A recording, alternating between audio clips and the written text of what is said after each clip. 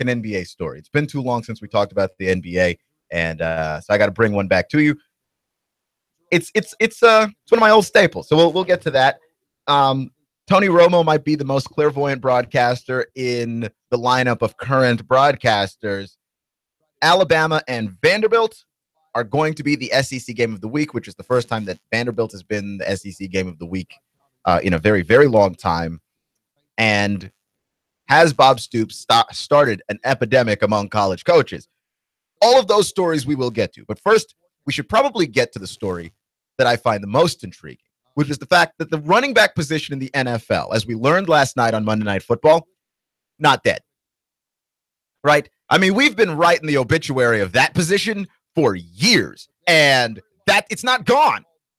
It's not gone. There's always been this undercurrent over the last, I don't know, decade or so, that the running back position is dead, it's dying, and unless you can play the running back position like a very small handful of backs can, your Darren Sproles type of back, or what we saw Alvin Kamara do last year at Tennessee, or what we saw Christian McCaffrey able to do, and that's the reason why many people were so high on Christian McCaffrey, in fact, is that Christian McCaffrey is the definition of the running back that we thought the future of the NFL was going to look like, right? And we thought that the future of the NFL running back was going to look a whole lot less like Adrian Peterson, right? Like Adrian Peterson, as great a career as that guy's had, is what a dinosaur looks like in the NFL, right? Like essentially what you would describe as extinct. So someone explain to me,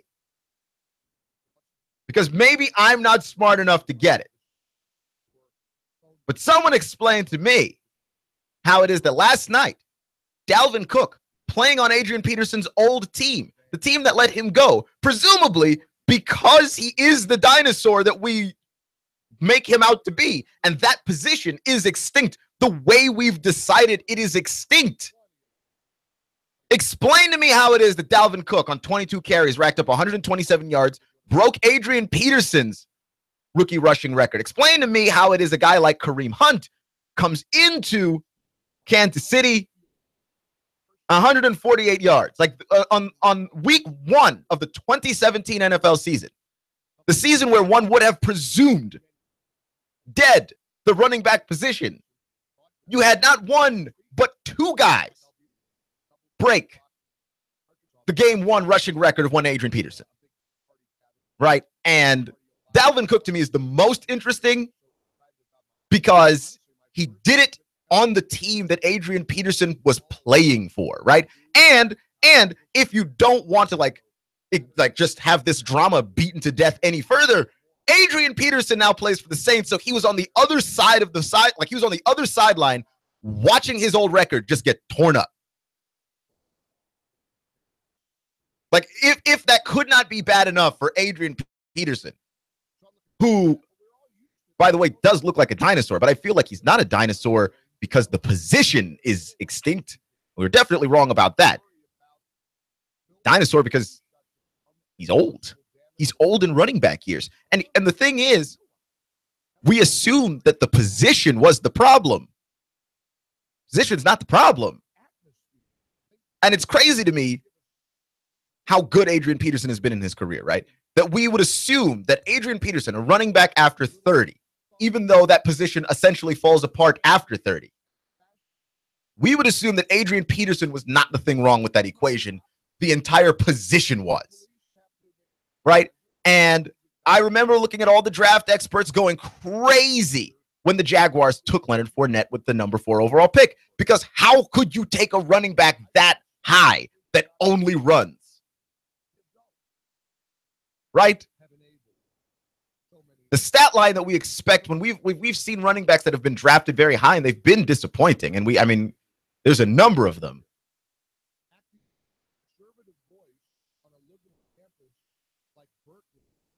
We expect the running back position to be devalued, and maybe we were wrong. Like, maybe the possibility here is that it's the running backs that weren't good, right? Like, it was Adrian Peterson that was old. That these younger running backs coming in were able to dominate at the college level and not the NFL level, and that it was the individual backs that were disappointing and not that whole position. Because if it's any indication from what we've seen from Kareem Hunt and Dalvin Cook, and Leonard Fournette cracked 100 yards in week 1 as well, the running back position is fine, right? Like if we can get 8 years of that out of those guys, yeah, that position is fine. And not everybody needs to play like, let's say, Christian McCaffrey to have success.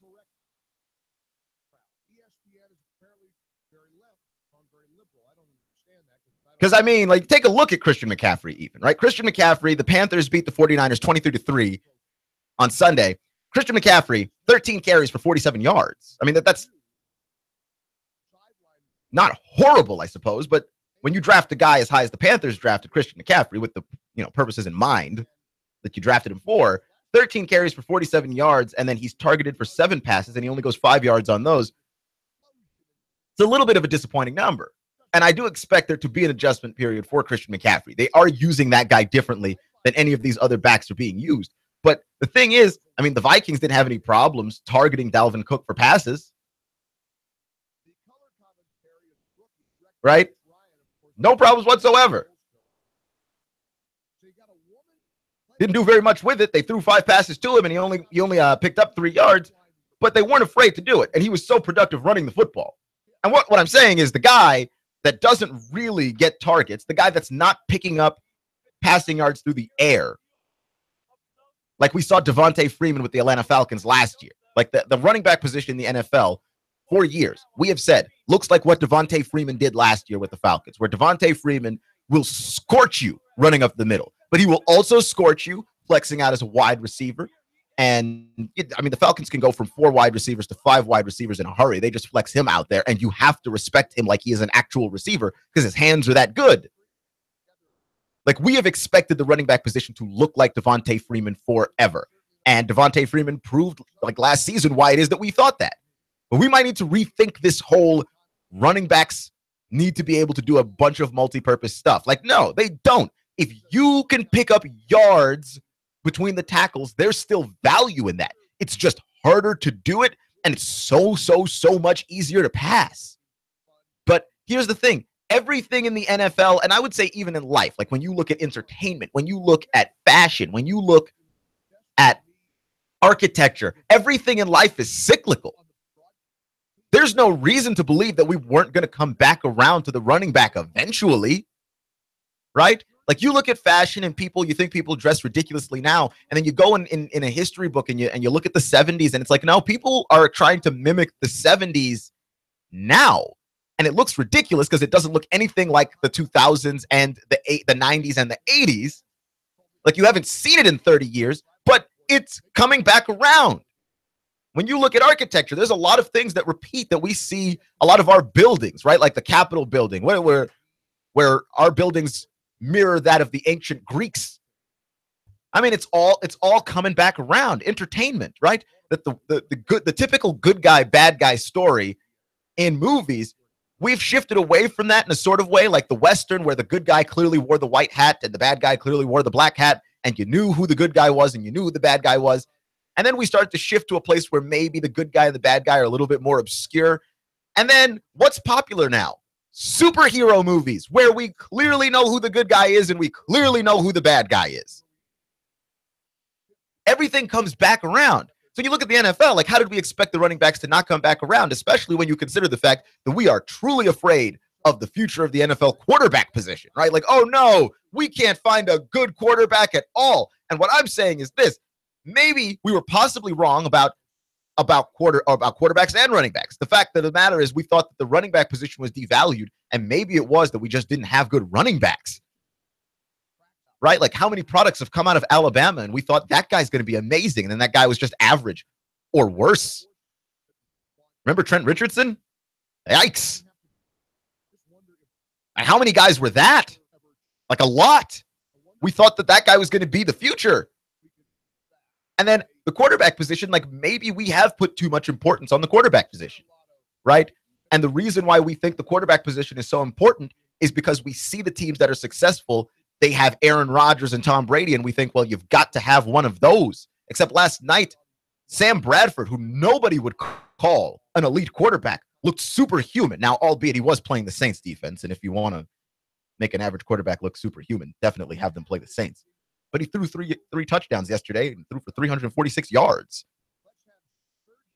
Like, Sam Bradford looked like the second coming of Joe Montana. Like, he just looked absurdly good. The high levels of potential. So, yeah, maybe we've been wrong about the whole quarterback thing, right? Like, maybe the possibility here is that the quarterback position is not as important as we've made it out to be. And I'm still thinking about this idea. I'm not entirely certain even I believe that, but I'm saying it's something to consider, that maybe the quarterback position is not as important as we've made it out to be. And that if you have an elite guy, your position, your quarterback position is the most important. But I mean, I saw the Vikings win a game where they were able to run the ball effectively, their quarterback, Sam Bradford. I watched the Jaguars win a game. They were able to run the ball effectively. Their quarterback is Blake Bortles, right? I watched the Chiefs win a game. They're able to run the ball effectively. And while I think that Alex Smith is better than people give him credit for, I think a lot of people are very much down on Alex Smith. And you take a look at some other surprising victories where we were thinking, we were going through the possibility that Joe Flacco might not even be that great of a quarterback. But then you look at the fact that the Ravens were running the ball very effectively, and you go, oh, yeah, any quarterback can look good, right? Like, maybe the problem isn't the quarterbacks in the NFL, but the fact that we can no longer run the ball, that we were so uninterested in running the ball for the longest time. We didn't have balance in our offense. You need balance in everything, really, but especially in an NFL offense, I would say your running to passing ratio better be legitimate. Either that or your quarterback better be one of the top 5 guys in the league, right? Rodgers, Brady, Ryan, Rivers, Breeze. I mean, it's got better be one of those guys if you're not going to be balanced. Because if you're not, I mean, you look out. You're not good. Clutch with Keon Rose on AM 1240 and 92.7 FM. So I want to talk about the Bob Stoops thing a little bit because I think it's interesting. Lincoln Riley's taken over for Oklahoma, and Lincoln Riley has been the guy at Oklahoma, currently the head coach. And he was the offensive coordinator for a while, and they were grooming him to replace Bob Stoops. And Bob Stoops specifically was grooming Lincoln Riley to replace him. And the transition so far has gone off very smoothly, right? Oklahoma starts off 2-0. They beat Ohio State, so there's a legitimate team that you've now beaten. And you look good, and Lincoln Riley looks good. People were wondering, because he's not Bob Stoops. I mean, you just can't replace a guy like that. He is a legendary coach, and while he didn't win as many titles as many people believed he should have, I mean, the guy still is one of the best coaches of his generation, and he stepped away from the game earlier than most. I mean, when you look at how old Nick Saban is, Nick Saban's going to be 70, in the next few years here. Urban Meyer's starting to get up there in age. Bob Stoops is right there, I think, in age with Urban Meyer. Step down, right? Like Urban Meyer, the idea of Urban Meyer quitting coaching at this point, does that seem good? I mean, does that seem possible, feasible? I don't think so. So the fact that Bob Stoops would step down at Bob Stoops' age, because Bob Stoops was like, what, 50-something? The fact that he would step down at his age when there's still plenty of coaching left in the tank, people want to know, is this an epidemic? Now, I think that is insane, right? Like the idea that a singular coach steps down. Do we have something? Do we have a trend here? I think more than 2 things makes a trend. I don't think 2 instances, and especially just 1 instance, necessarily makes a trend. I think it is something to note that maybe coaches might step away from the game earlier once they believe they've been fulfilled. The problem is that most coaches don't feel fulfilled, right? I don't think most coaches feel fulfilled.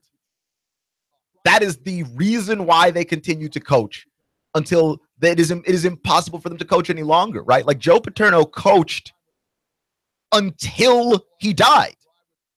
And Joe Paterno got to be 80-something. Joe Paterno got up there and would have continued coaching had he lived. Just would have continued.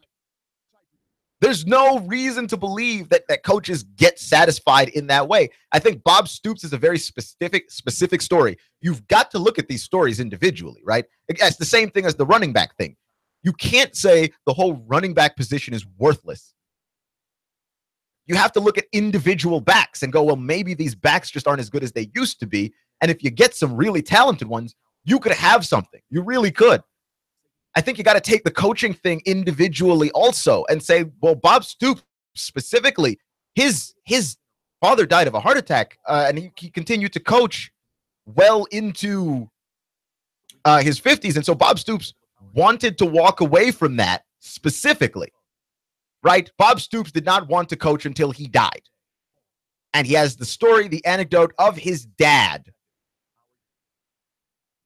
as that Bob Stoops did not want to coach until the very end. So he walked away early. Like, that's a Bob Stoops specific story. That's not a story that's everybody's story. Like, the overwhelming majority of evidence suggests that most coaches will just continue on coaching until they're no longer hireable. Like, we've just decided, yeah, that guy's lost it.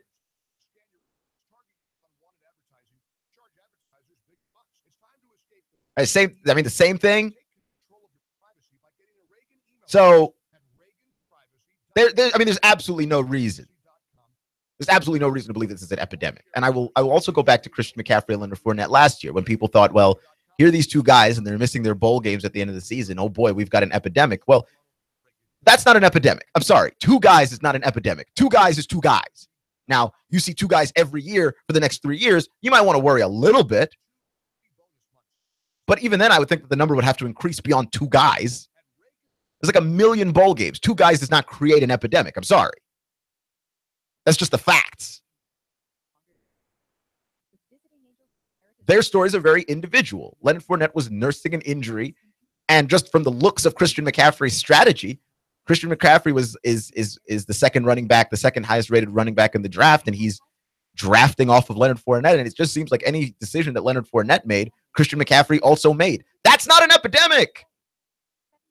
Those are two very individual instances. I mean, you've got to see more. There's got to be more data on that. I just wish we wouldn't get into a panic over this stuff almost instantly, right? Like, just the moment anything happens, we are just in a frenzy. Everybody is on fire. Look, Bob Stoops retired early.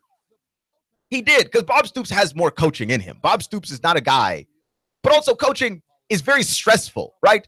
And I don't know, like we have this idea in our minds as to what it is that being involved in sports looks like, and that you want to be involved in sports, right?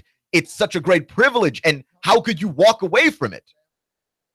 But the fact of the matter is, being a professional athlete is painful and absolutely grueling on your body, and it doesn't really matter what sport you play. Some sports obviously more grueling than other sports, but it doesn't matter which one you play.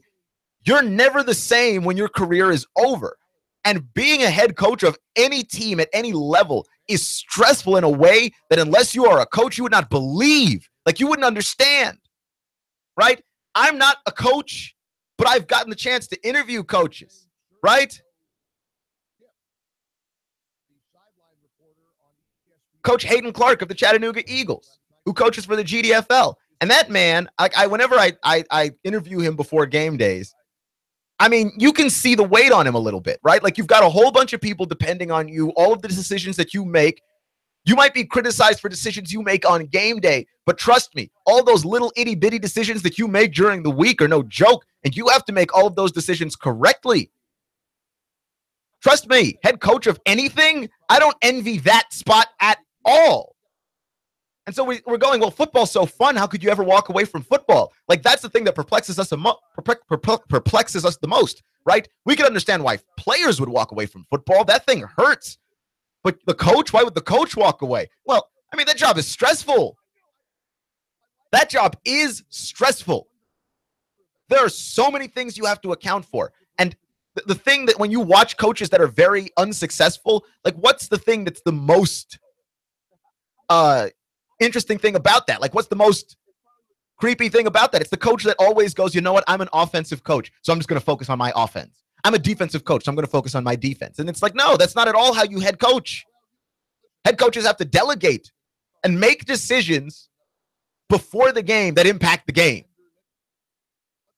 And that's unbelievably stressful. And if you're Bob Stoops and your father died of a heart attack, well, one of the key factors of preventing a heart attack is diet. The other very big key factor of preventing a heart attack is stress. And head coach of a football team is one of the most stressful jobs ever, much less the head coach of Oklahoma. Clutch with Keon Rose on AM 1240 and 92.7 FM. We're going to get into this Alabama-Vandy game. Yeah. Next.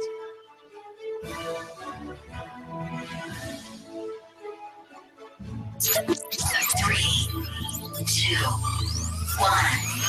Chattanooga Radio, AM 1240 and 92.7 FM's news now.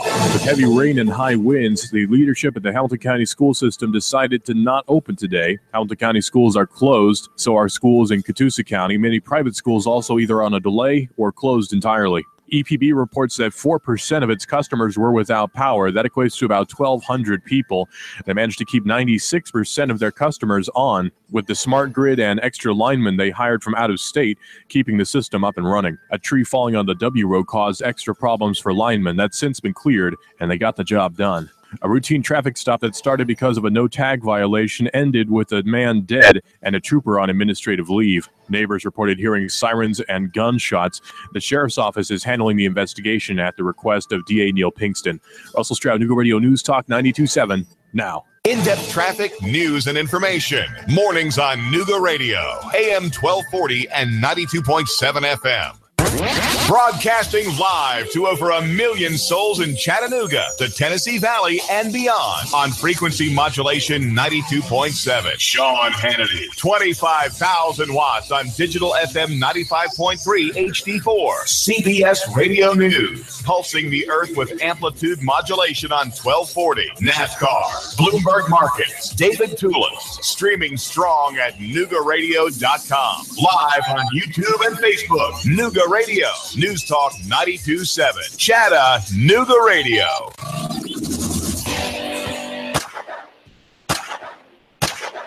Don't punish your gun by leaving it in a corner. Shoot it, sell it, or just toss it. Okay.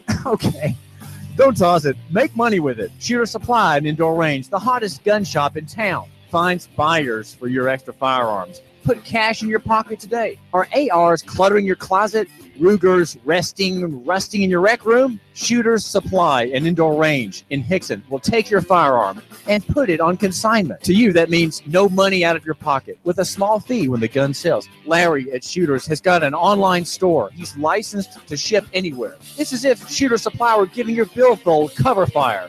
Get the biggest number of bucks from the smallest Derringer to the longest Barrett.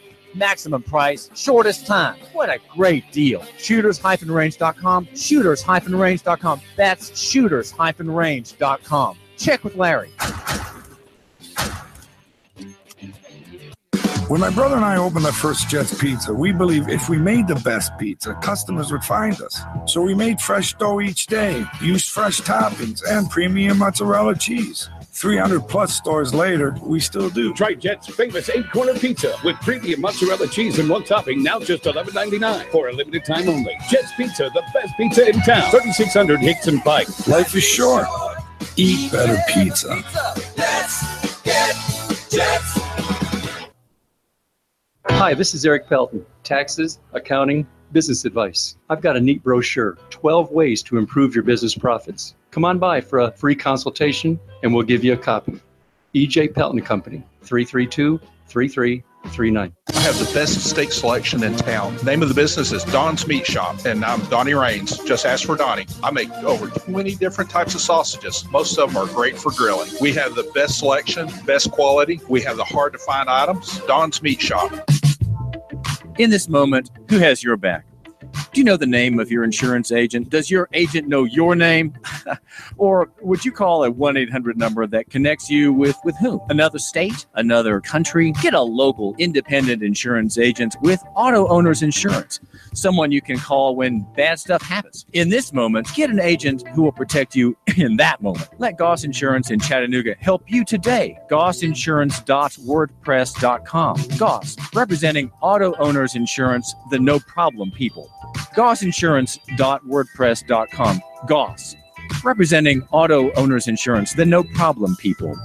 875-2500, 875-2500. GossInsurance.wordpress.com. Goss, representing auto owners insurance, the no problem people. 875-2500. Let Goss Insurance in Chattanooga help you today. GossInsurance.wordpress.com. Hi, I'm David Crockett, and I'm here with David Tulis, and we're having a little discussion over who's the number one Nooga centrist. If you want to keep up with free market ideas, then read Nooganomics.com. David Tulis, the blogger with the biggest pen. Hi, this is Chrissy. And this is Summer of Summer Cares. There are too many homeless veterans in Chattanooga. Please help us in our Shoebox for Veterans campaign. You can fill a shoebox with hand warmers, hand sanitizers, hand wipes, cough drops, razors, shaving cream, toothbrush, toothpaste, soap, shampoo, deodorant, snacks, socks, gloves, and even a small blanket. And make sure you drop your shoeboxes or your shoebox items off at Nooga Radio Studio on Hickson Pike across from Bojangles below Goss Insurance or Alpine Crest Elementary School. Please join us at the Community Kitchen in Chattanooga on November 10th from 11 to 12:30 and help us distribute these care packages to the homeless veterans of Chattanooga. No veteran should ever go homeless. News Talk 92.7's Fast Forecast now. 61 degrees for our evening as we finish up the workday, getting up to 63 today for the high and 61 for the low. Rain expected to continue overnight with high winds, heavy rain pelting us. Tuesday, 65 for the high and 60 for the low. Then Wednesday, 70 for the high, 61 for the low. Rain really not letting up until Thursday with high winds coming in from Irma. That's your Fast Forecast now. The Tennessee Valley's news, talk, and sports leader. Nooga Radio, AM 1240 and 92.7 FM. Nooga Radio, AM 1240 and 92.7 FM knows your opinion is important. So call 800-8949. Agree or disagree. Call 423-800-8949. 800-8949. Nooga Radio, AM 1240, 92.7 FM, and 95.3 HD4. News, talk, sports. Nooga Radio.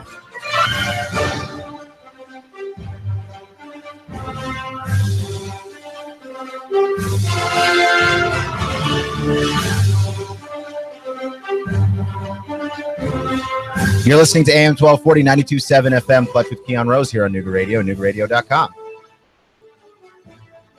And Tony Romo, off to a great start as a broadcaster, by the way. Didn't get to mention that from Sunday, but I was showing my buddy, actually, yesterday some of the best moments of Tony Romo. Tony Romo was calling the plays before they ran, which is impressive, right?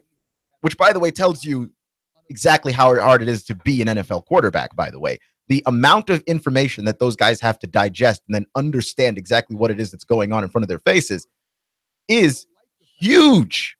It's a lot you're asking someone to do. And then, you draft a quarterback that's a rookie, and you're asking that guy at 23, 22, 23 years old, sometimes even 21, to come out there and do that, right? That Romo is out there calling the plays before they happen, just based on formations. And he's doing it on the defensive and offensive side of the ball. That's an intelligent guy right there. That's the argument, by the way, for why Tony Romo always was a great quarterback. And also, it's just hard. It's just hard to do. Like, I don't know how unreasonable people realize what that is when you ask a 20-year-old to come out and do that. Yeah, you're 22. I'm handing you the keys to this whole offense. You need to understand the reasons why we line up the way we do, what that's doing to the defense, recognize what the defense is doing, and if the defense should ever so happen to shift what they're doing, you need to shift what we're doing. And you need to know all of this stuff by heart. Yeah, try that and see how good that works for you. Because I don't think that works very well for me. And I don't think I'm a dumb guy. I just think that's a massive amount of information for someone to digest and process. And there's a specific few guys on this earth who can even do it. Much less the guys that actually get the chance to play in the NFL and try. I mean, that's an elite group of people that can even do that badly, much less do it at all. So while I make fun of the NFL quarterback problem where you've just got just horrible guys, I mean, Scott Tolzien, but you understand that Scott Tolzien understands football a lot better than you or me, even as I'm making fun of him. Right? That Josh McCown that the bad quarterbacks get football better than you and me. Clutch with Keon Rose on AM 1240 and 92.7 FM. Romo was doing that. So Romo's out there, and he's calling all the plays before they happen, and I think that a lot of people appreciated that. I was on the internet trolling around, trying to see, to get the feel for what people felt about Romo, and the overwhelming thing that people like about Tony Romo is Tony Romo's explaining the game to the fan, right?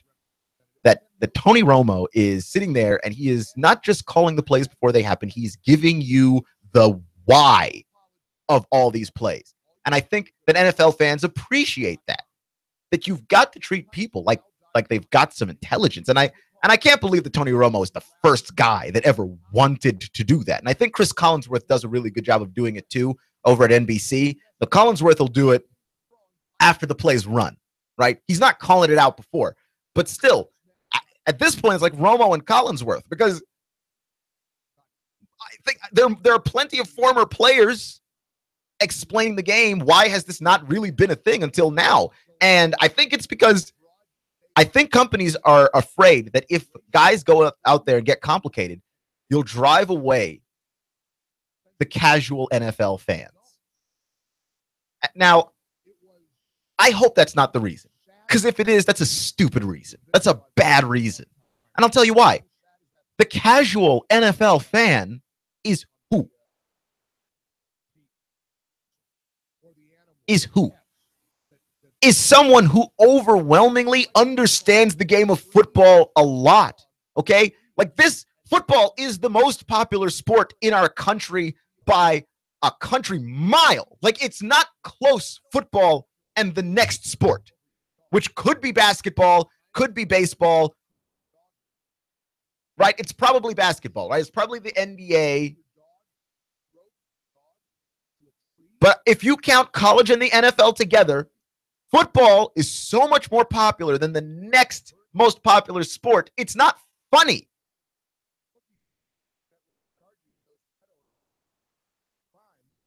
Like, that's the gap.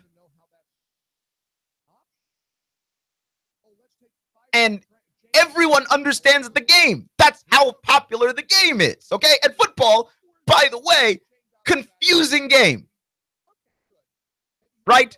Like the way that people describe English to non-English speakers, right? And people who don't speak English find the language of English incredibly difficult to learn. Harder to learn than an English speaker learning any other language, right? That me trying to learn Spanish, me trying to learn Portuguese, me trying to learn Japanese is easier than any of those other language speakers trying to learn English. Because it's complicated. We just don't realize how complicated because we're immersed in it. Same thing with football. Like, when you're immersed in football, the game of football seems incredibly simple. I watch football sometimes with my girlfriend, who does not watch football really at all. And she doesn't get it. And I'm trying to explain things to her, and she gets frustrated with me because I can't explain the game at an elementary level. That is how much of the basics I already get. And I'm trying to explain the game to her like I would explain it to anybody else. But most guys that I watch the game with, even if they are just casual football fans, understand the game enough that I don't have to break it all the way down to its most basic levels, right? Like, I don't have to break football down to its atomic level to explain it to them. My girlfriend doesn't watch football. I have to break it down all the way to explain it to her. We take for granted how much of this information is already in our heads. And the NFL trying to, not even the NFL, but CBS, NBC, ESPN, trying to explain the game to people as though they don't understand is doing a disservice to the game, because most of us tuning into the game already watch it. Now, maybe you don't want to go around alienating all the people that are trying to get into football, but most people trying to get into football are not getting into football alone, right? You get into football with other people, right? Like, no singular person by themselves that doesn't like football wakes up one morning, usually, this is a vast minority of people, I would imagine. But like, your singular person that gets up and goes, you know what, today is the day I want to get into football. And then they try to make this journey into football on their own. Most of us get into football because of our friends, because of our families, and we have all of those people around us to explain the game. the basics of the game. The guy on TV should be talking to the majority of his audience, right? Like every day that I do this show, I don't sit there and explain to you the rules of every sport every day. It would take forever. You would learn nothing. I would get nowhere. Why? I assume that the vast majority of an audience listening to a sports show already knows something about sports.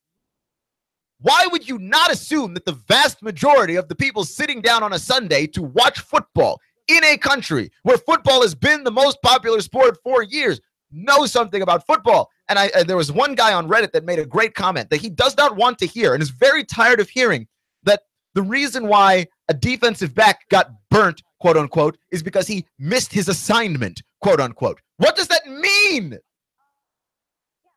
Like, why did he miss his assignment? What was he looking at? Where should he have been looking?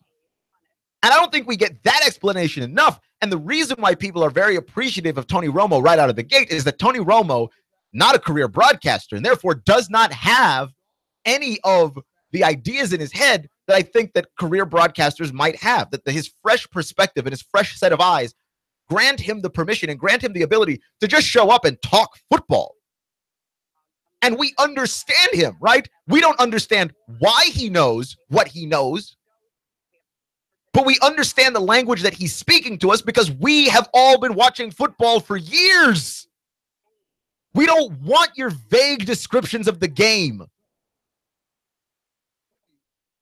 That's the game. Explain the game to me. Clutch with Keon Rose on AM 1240 and 92.7 FM.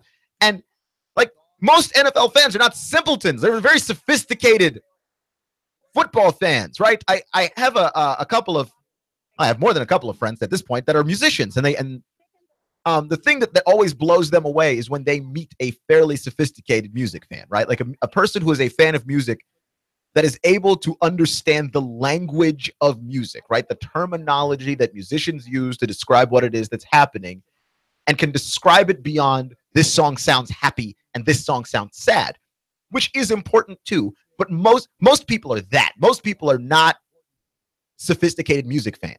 I would say the inverse is true for football. Most people are sophisticated football fans. Overwhelmingly. And especially if you're going to sit down and watch the game, then yes, you have to be fairly sophisticated to want to sit down and watch football week after week after week. You can't help but just learn the game from the experience of watching. So I don't need my hand held through an explanation of, well, he got burnt because he missed his assignment and he should, like, where should he have been then? What look was the defense giving? What was the offense doing that made that guy feel like he should have come up to the line of scrimmage instead of covering his man, right? Like, you have all of these things, and I see it as a person who watches a lot of football. I see it and maybe don't always understand it. It was refreshing to have Romo out there explaining that stuff. It was. And the way that he did it. And doing it before the play makes it better. And why haven't guys been doing this before? Because there's plenty of smart ball players that are now in the broadcasting booth that haven't done that. Right? It's one of those things. It's going to be very well received. Like Tony Romo in 5 years is going to be alarmingly good. That guy's going to be great. And I can't wait. I mean, that guy's going to be fantastic. Clutch with Keon Rose on AM 1240 and 92.7 FM. So I want to shift back to college football really quickly because Ohio State has an issue with JT Barrett, which is that JT Barrett has given us two different performances since the beginning of the college football season. And Urban Meyer has the decision to make. And while it sounds like he's already made that decision, the pressure is going to mount on him should Ohio State lose another game. And Ohio State was the team in the Big Ten that was in the driver's seat. But the JT Barrett problem is a legitimate problem because he didn't play well against Oklahoma. He looked really bad. And to me, this speaks to the greater issue of just the lack of identity that Ohio State has, that they've changed offensive coordinators again. And, I guess that happens when you're successful. You're going to always lose coordinators because those guys are going to try and take coaching jobs. But it does seem pretty bad if you're Ohio State that you're not able to necessarily have the consistency that you would like, especially out of that position. And JT Barrett is a guy, he's the guy that puts you in the bad position, right? Great players don't put you in bad positions, and bad players don't put you in bad positions, because a great player is great. So you know, okay, I got to start this guy. He's great. And a bad player's bad, right? So you go, okay, well, he can be on the roster, but unless it's an emergency, I don't necessarily need to start this guy. But a guy like JT Barrett, and we saw this happen. I mean, you see this happen again and again and again. We saw it happen at LSU with Brandon Harris, where Brandon Harris is just one of these guys too, where he's talented, but he's not good. Or at least he's not playing to where the talent is. Right? He doesn't look good. He is good. He's talented, but he doesn't look good. And where you need to go is like, can we fix what isn't good? And that takes time. And the one thing that college football coaches do not have is time. Time to figure it out is not something that we ever give those guys.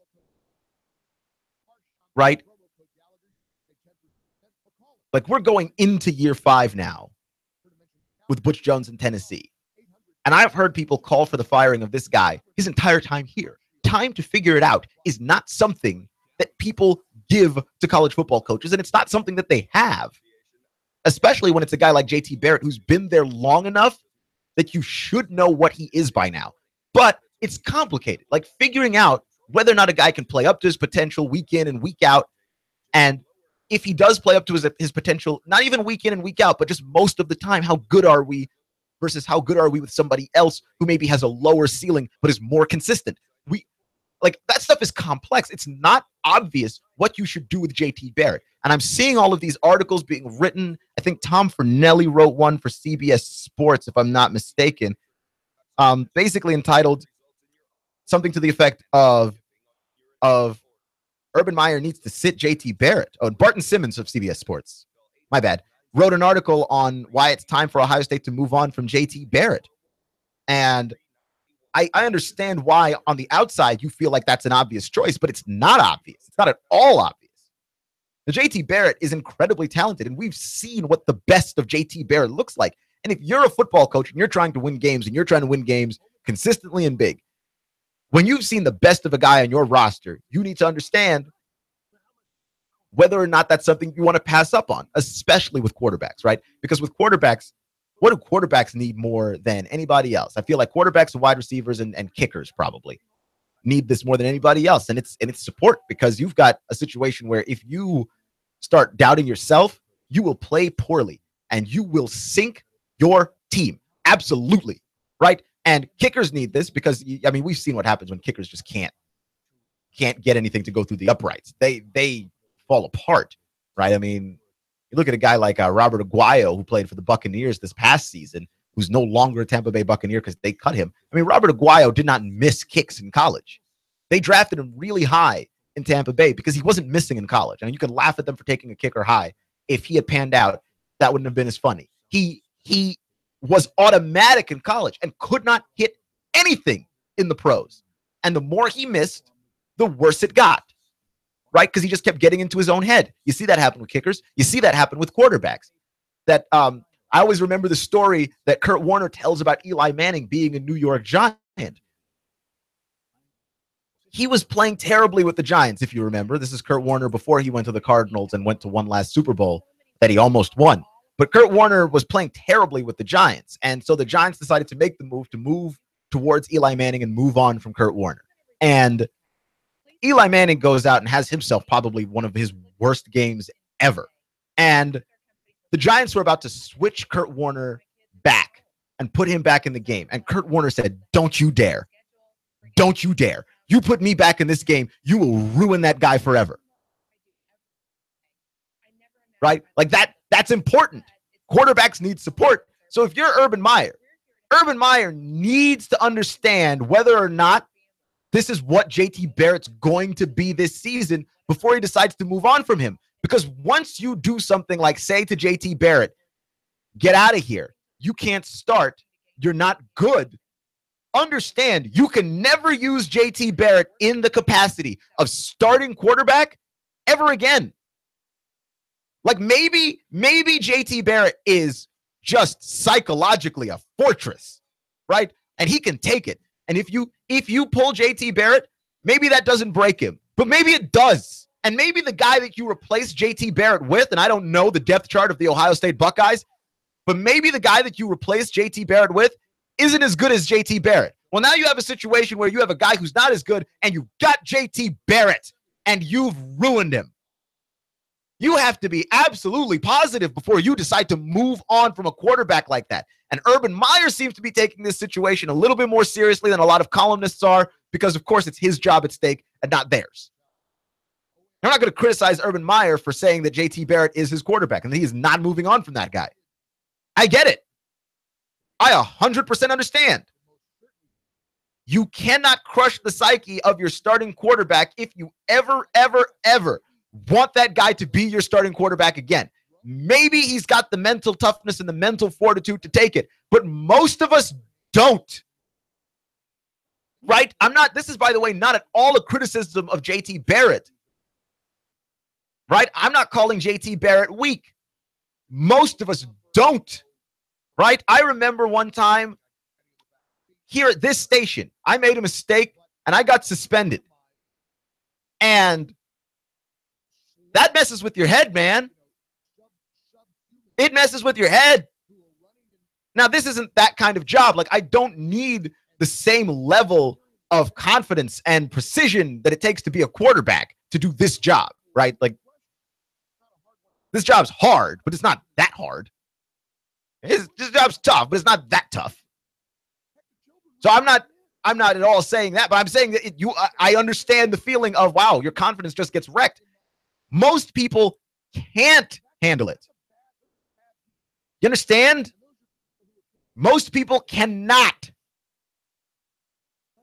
So this is not a criticism of JT Barrett in any kind of way. If your boss pulls you off of an assignment that was originally yours and gives it to somebody else, I'm telling you, it'll mess with your head. It'll mess with you. And that's not good. But it's especially bad for quarterbacks. Like, it messes with everybody. Like, if an offensive lineman is not being any good and you pull him and replace him with another offensive lineman, I feel like offensive line does not require the same level of precision that quarterback does, to where like a matter of inches just destroys you and sinks the whole team. So you can take an offensive lineman that you've benched and bring him back out and expect him to be an offensive lineman. Right? You can take that same level and go, okay, I expect this guy to be good again. Right? And it might take him a little bit to get his legs underneath him, but it's still something that's worth noting and worth mentioning, that guy can come back from that. Quarterbacks, there's a little bit of a fragility there. Quarterbacks, receivers, and kickers. Like, when a receiver gets in his own head and he gets a case of the yips and he can't catch the ball, yeah, that's a problem. It's absolutely a problem. And Urban Meyer not choosing immediately to ditch JT Barrett, but it's early enough in the season that, you know, you can still make the playoff here, and Urban Meyer, you're gonna have to make that distinction with your own guys yourself, right? Like, you can't kowtow to the media. You can't let the media tell you what to do. The media is simply an extension of the fans, right? Like, we may be more knowledgeable than the fans because, like, this is our job, but make no mistake about it. You don't listen to fans, and you don't listen to the fans' extension either. Right? When you're trying to figure out what you need to do. And I don't know if I believe in JT Barrett enough, but it's not my call. It's Urban Meyer's call. And we're going to see it happen in the SEC too. There's going to be a handful of quarterbacks where, honest to goodness, you've just got a situation where you're like, I got to move on from this guy, right? Like, we saw it happen in the ACC. We saw it happen in North Carolina. had to move on from Brandon Harris. He's the same. He's a similar kind of guy. Though for Brandon Harris, he's further along in his career. Like, it just didn't work out, right? Like, it just didn't. Brandon Harris is a similar guy. The reason why LSU started Brandon Harris for ages is because he's the guy that's got the potential, right? He's the guy that's got all the physical tools in the physical toolbox to be a quarterback. But for some reason, there's something that's not coming together on the field. I think the difference between JT Barrett and Brandon Harris is that JT Barrett has at least seen more success than Brandon Harris. The question is, can you see that success week in and week out? And can you see that success when it's time to play Penn State? And can you see that success when it's time to play Michigan? Because those are the schools you're going to have to beat if you want to make it back to the college football playoff. You're listening to Clutch with Keon Rose on AM 1240 and 92.7 FM. We're going to talk about Kevin Durant. I'm bringing the NBA back. And Alabama Vanderbilt SEC Game of the Week. Next.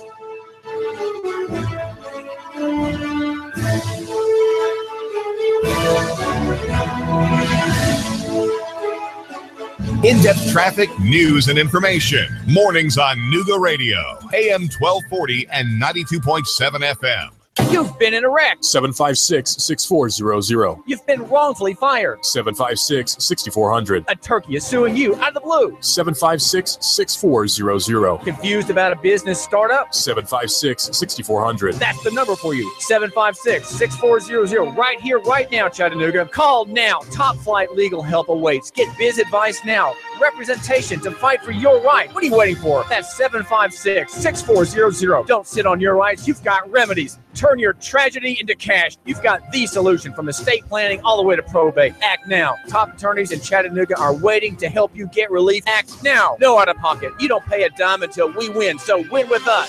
756-6400. Call now. Top flight legal help awaits. What are you waiting for? That's 756-6400. Turn your tragedy into cash. Act now. No out of pocket. You don't pay a dime until we win. So win with us. 756-6400. 756-6400. The essential oils have been around for thousands of years. They're beneficial because they're natural, they're safe, and they can help you. My name's Loretta Lynn. I'm with Loretta Lynn's Essential Oils, and you can find me on Facebook at Loretta Lynn's Essential Oils. If you have migraines, headaches, aches and pains, gout, diabetes, sleep apnea, erectile dysfunction, the essential oils can help you. Call me today for a free WBLZ-HD4 consultation. W224AZ Chattanooga. WSDG Saudi Daisy Chattanooga. Devastation in the Florida Keys. It's like everybody just tipped everything over. You're just praying that everybody's alive. Reining in North Korea. We think it's just another very small step. This is the CBS World News Roundup Late Edition. I'm Pam Coulter.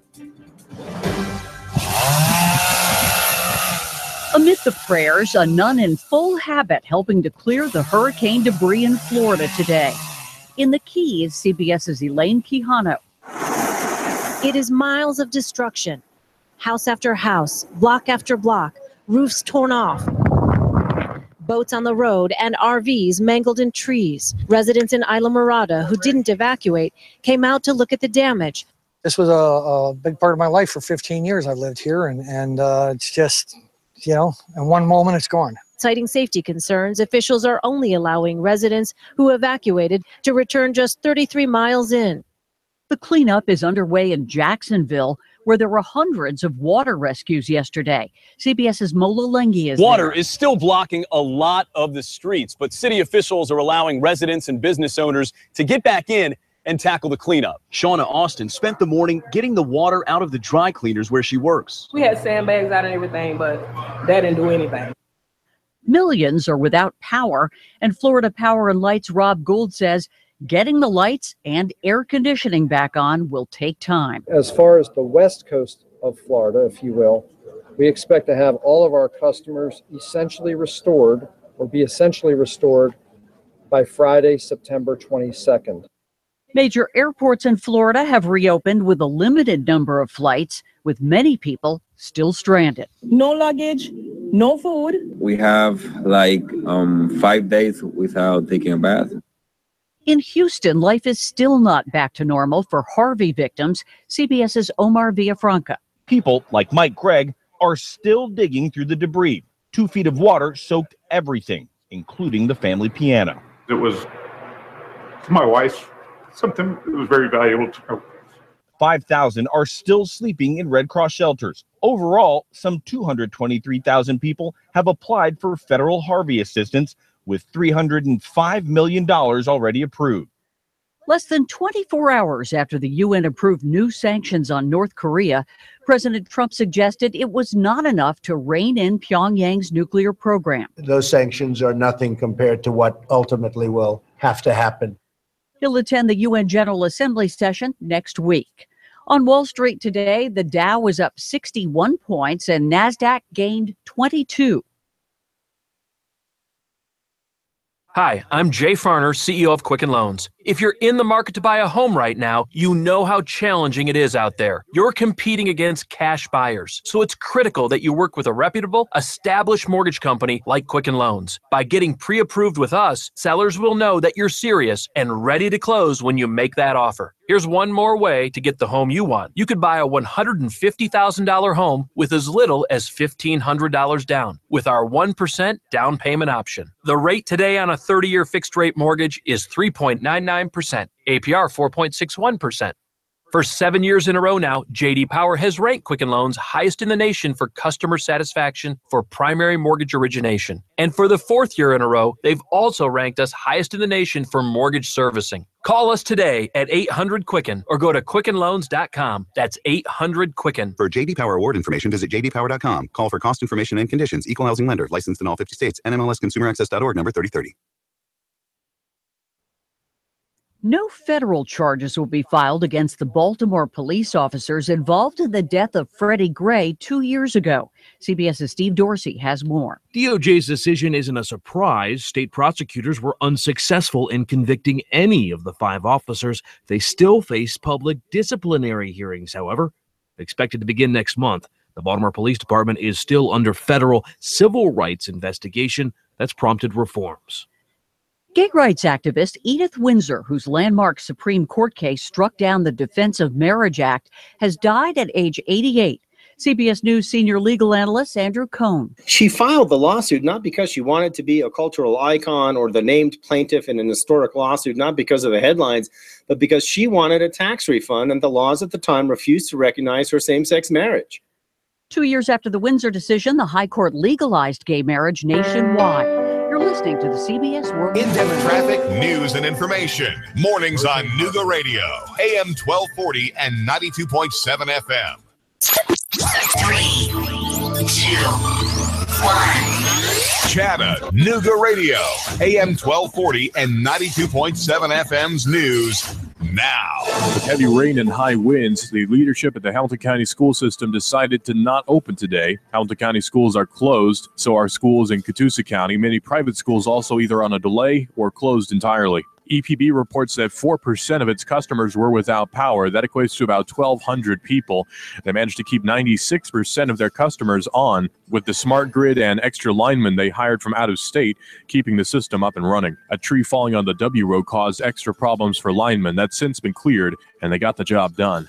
A routine traffic stop that started because of a no-tag violation ended with a man dead and a trooper on administrative leave. Neighbors reported hearing sirens and gunshots. The sheriff's office is handling the investigation at the request of DA Neil Pinkston. Russell Stroud, Nooga Radio News Talk 92.7 now. In-depth traffic, news, and information. Mornings on Nooga Radio, AM 1240 and 92.7 FM. Broadcasting live to over 1 million souls in Chattanooga, the Tennessee Valley, and beyond on frequency modulation 92.7. Sean Hannity. 25,000 watts on digital FM 95.3 HD4. CBS Radio News. Pulsing the earth with amplitude modulation on 1240. NASCAR. Bloomberg Markets. David Tulis. Streaming strong at NoogaRadio.com. Live on YouTube and Facebook. Nooga Radio.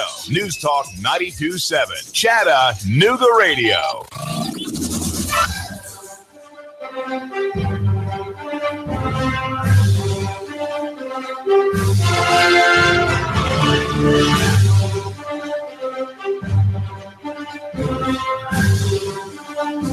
You're listening to AM 1240 and 92.7 FM. Lunch with Keon Rose. Thank you for joining me today, making me just a small part of your day. You know that I appreciate all of you. You're listening to Nooga Radio and NoogaRadio.com, which is our website. It's very easy to access. You can go to NoogaRadio.com right now and just let it do what it does. It'll start playing the show immediately. Not just this show, but all of our shows all day, every day for you. Our phone number is 423-800-8949, 423-800-8949 if you want to interact, if you want to get involved with the show, because I'm going to be talking about Alabama and Vandy, and I know that there's some Vandy fans in the house. I also know that there's some Alabama fans around as well, and they're very that's a very interesting matchup to me. It is. You wouldn't think that would be an interesting matchup, but it's actually a very interesting matchup to me. But we'll get into that in just a little bit. I want to talk about Kevin Durant firstly, because he's a guy that's interesting, and also I like forcing NBA stories at you, even though you do not want them. Correct. I am aware you don't want these stories, and I'm still giving them to you. So Kevin Durant, the Kevin Durant 10 shoe came out, right? I'm not a guy that buys shoes from players whenever they're new. In fact, I usually tend to buy the generation before or even 2 generations before because I'm cheap and I like saving my money. And the only reason why I buy basketball shoes is because I play basketball and I need my feet to not be dead when I'm done. I don't buy basketball shoes for fashion or to collect or all the other reasons that people buy basketball shoes that are actually not in any way basketball related. So Kevin Durant's shoe came out. Inside the shoe, Kevin Durant had all the things on the insoles that people said about him when he left Oklahoma City for Golden State. They wrote that, I mean, he has that people said he was lame and that he didn't care about fans and that he was a cheat code and that, you know, people said he was a quitter and that he was weak and a follower and blew a 3-1 lead and he was a snake and he was soft and he joined a super team, and all of that stuff is written in black on the insoles. And the stuff that's written in yellow on the insoles are the fact that the Warriors went 16-1 in the playoffs, his stats for each one of the finals games, and the fact that he was the finals MVP as well as a 2017 champion. And I think it's funny because people thought, wow, Kevin Durant is incredibly petty. That was what the blogosphere was running with, was that Kevin Durant is incredibly petty. Now, to me, and maybe I am just equally as petty, this could be an indictment of myself more so than anything involving Kevin Durant. But I will say this, I don't see anything petty about it. When stuff continues to bother you long after other people care, that does not make you petty. Now, I think there's a certain level of vindictiveness that comes along with it that would make someone petty. But like, I don't know, just because things continue to bother you does not make you merely petty. That's not like the only definition of a person who is petty. I think Kevin Durant, is an athlete and therefore likes to be motivated. And anytime people say something about you, that's fuel. It's all fuel. And this, by the way, doesn't just apply to athletes. I think athletes have an easier go of it because they're famous. And so when people have opinions about them, it's lots of people and they write lots of things. And then you get a ton of motivation from it if that's the kind of person that you are. This can work for all of us, of course. If you have a teacher that maybe, you know, doubts you or something like that, I mean, you could easily apply that to school and have that fuel going for you in your classes as well. If other kids make fun of you, that's all fuel. I mean, you just because you're not famous doesn't mean that you don't have any. It just means that you have less. But to me, this was incredibly brilliant. And also, you people who doubted Kevin Durant and you people who went after Kevin Durant deserve to be reminded on a fairly regular basis that, you were wrong, right? That even if you're like, oh, it's a super team and none of the things that he does is valid, like, you were wrong. You were absolutely wrong. I'm sorry to tell you. But 2017 champion, he will always be that, right? Now, to me, this speaks to the greater, wonkier nature of sports. That Kevin Durant was ever called all of these things in the first place. Because I work in an industry, and so do you, probably, where if you left your job for a better job, and you could define better by whatever way you want to define it, whether it's more money or a better team or the organization's just better or the place you were working is closing, better, whatever better means.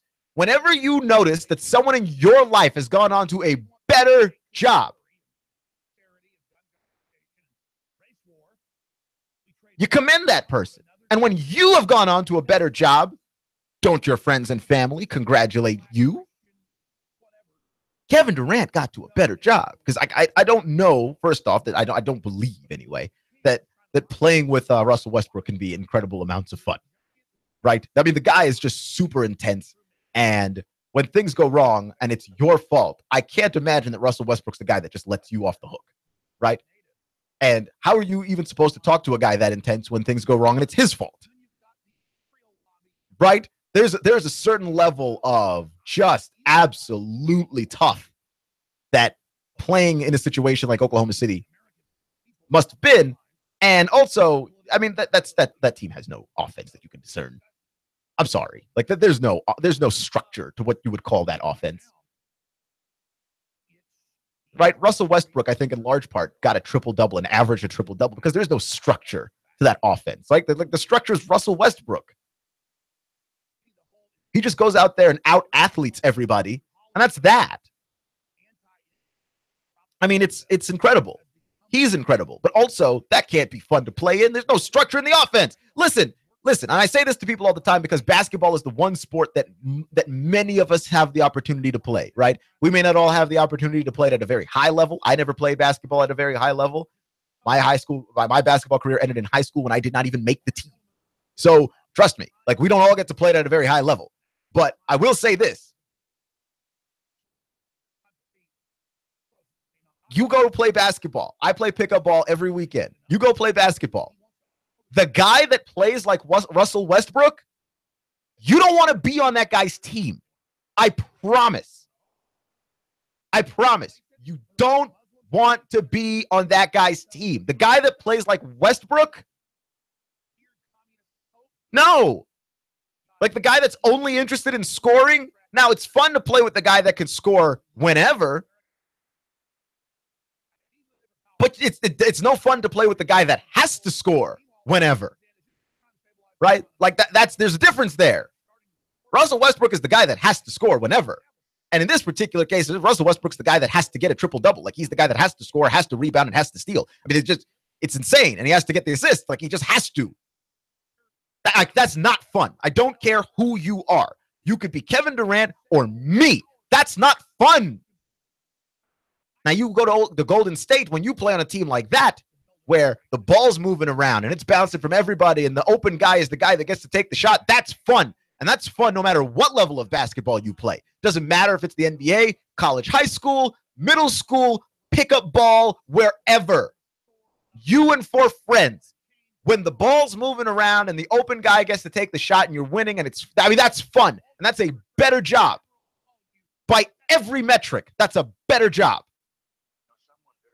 Even the money's better because Kevin Durant and advertising. I can't believe that the advertising thing for Kevin Durant hasn't gone better than this. I mean, Kevin Durant's got a YouTube channel that millions of people watch. The advertising from that's got to be pretty ridiculous as well. Like, I mean, come on. This is a better job by every metric. And we didn't do anything to Kevin Durant but lay into him about how he was inferior for somehow getting a better job.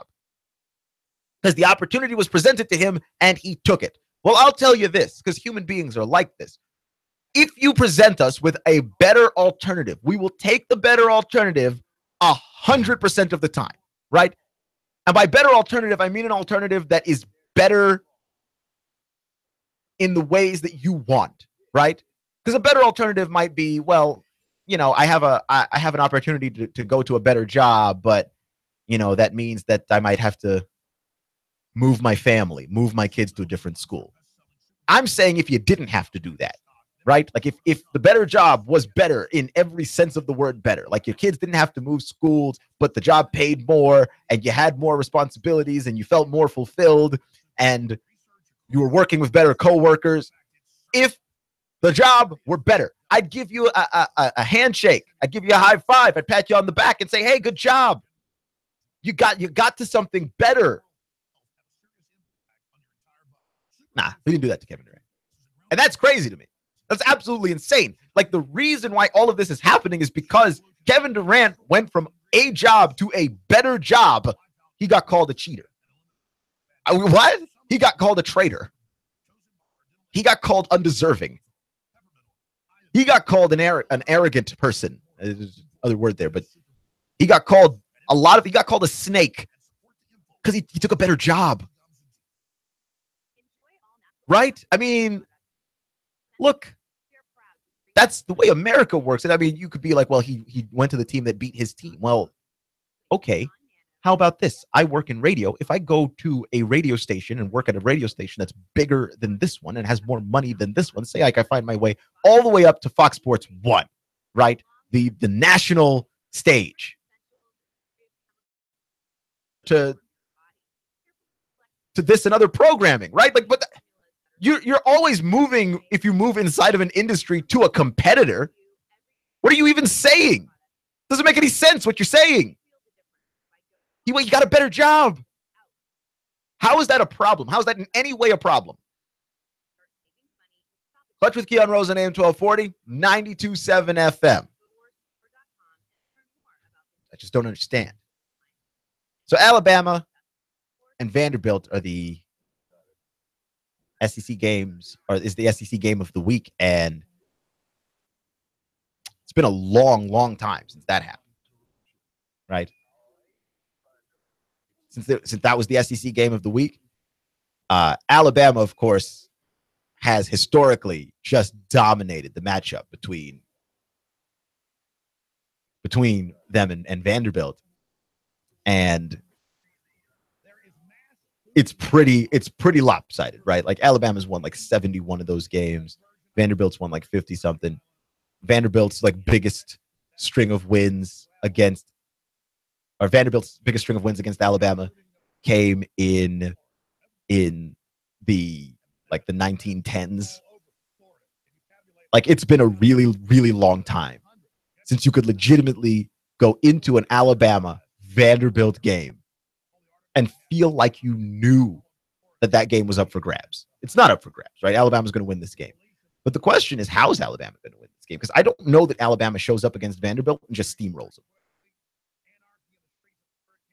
Right? I don't think that that's a straight up guarantee. I don't think Alabama shows up and walks through Vandy for a number of reasons, right? Vanderbilt's defense is actually really good, right? Now, is it good enough to stop that team? Well, depends. Depends on Jalen Hurts. It depends on how good Jalen Hurts has become as a passer of the football. He is very, very tough to stop as a runner, and on short to intermediate passes where you're not sure whether or not he's going to run or pass, he is incredibly effective. But I think you want to stretch the field against Vandy if you want a chance to beat that team, right? Like, that's really what it comes down to there. And they've been hard to go vertical on. Vanderbilt likes difficult, low-scoring games, and they can really run the football. So they're built for difficult, low-scoring games. I would argue that Alabama is very well built for difficult, low-scoring games, but they've been trying to leave. They've been trying to leave this entire time. This realm of where we're doing difficult, low-scoring football. They don't want to do that anymore. Alabama likes to blow you out just to be safe. They can still beat you in difficult, low-scoring football. So you have to give Alabama the edge no matter which way this game goes. But a difficult, low-scoring game is not the kind of game that you want to be involved with Vanderbilt. They have a chance. Anytime the game gets to be absolutely awful. But here's the thing, too.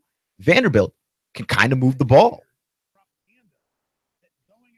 But think about that. Vanderbilt can kind of move the ball. Drew Lock.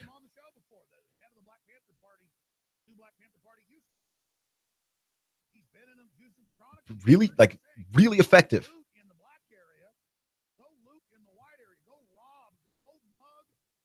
Really effective in quarterback position, and they've given him a ton of responsibility. A ton, and I think that that's worth noting. And I said Drew Lock, and I meant Kyle Shermer. Kyle Shermer is a guy that they've given a ton of responsibility with Vanderbilt, and look, he's been parlaying that responsibility into actual offense for that team. Right? And like, when was the last time you saw a quarterback, a Vandy quarterback, and you thought, well, this guy's really good? Because that school is not known for that. They've had a rough go of it in football, just generally. It's just not what they're known for.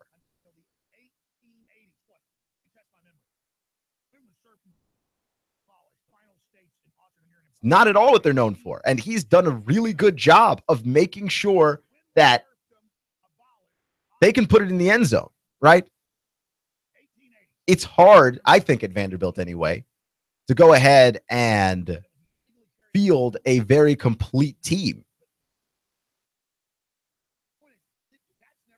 You know, and they've been able to do something like that, where their defense is not something that you can just overlook, where offensively they're not one-dimensional, right?